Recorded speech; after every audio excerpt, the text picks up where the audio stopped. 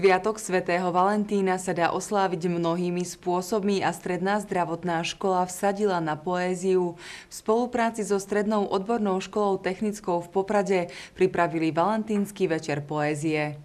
Sviečky, srdiečka, rúža a ľúbostné texty, skrátka romantická atmosféra.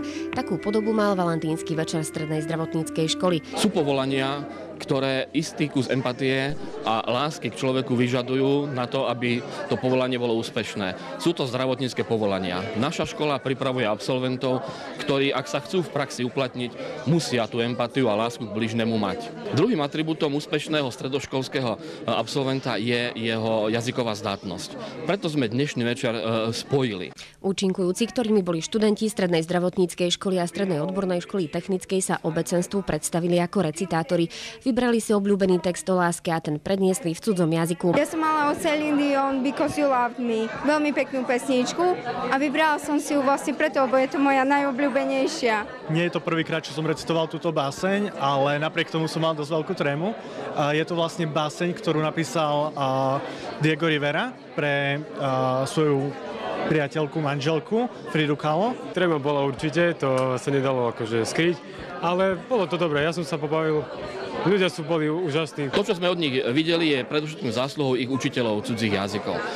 Máme šťastie na škole na kvalitných učiteľov a ak sú dobre žiaci vedení, dokážu pretaviť to, čo sa v škole naučia, aj verejne. Celý večer spískala Táňa Husárová, ktorá preslavila v Poprade vyučovanie cudzích jazykov formou dramatizácie, čo uplatňuje aj na svojich stredoškolských študentoch. Ja som spokojná s tým, že vôbec mali odvahu vystúpiť, ale čo sa týka ešte nejakej odvahy alebo sebavedomia v tom cudzom jazyku a prednášať v cudzom jazyku, tak naozaj tam ešte je veľa čo zdokonaľovať. Toto je trend, ktorý je tým trendom, ktorý priniesie úspech, lebo učenie sa hrou je zážitkovosťou, predsedenie všetkými zmyslami je to najlepšie učenie. Takže toto tu splňa vlastne tento účel a preto ja si myslím, že to je super.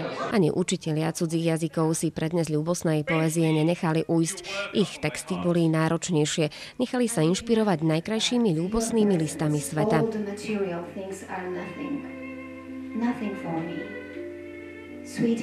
Že bola to Zelda a bola to teda manželka a priateľka Scotta Fitzgeralda, amerického dramatika. A musím povedať, že bol to veľmi burlivý vzťah. Prežívali naozaj takú romancu, že jeden z nich skončil na psychiatrii, čo neviem, či to moje vystúpenie to odrážalo, ale bol to veľmi burlivý príbeh lásky. The hour of my death, now drawing on. The tender love.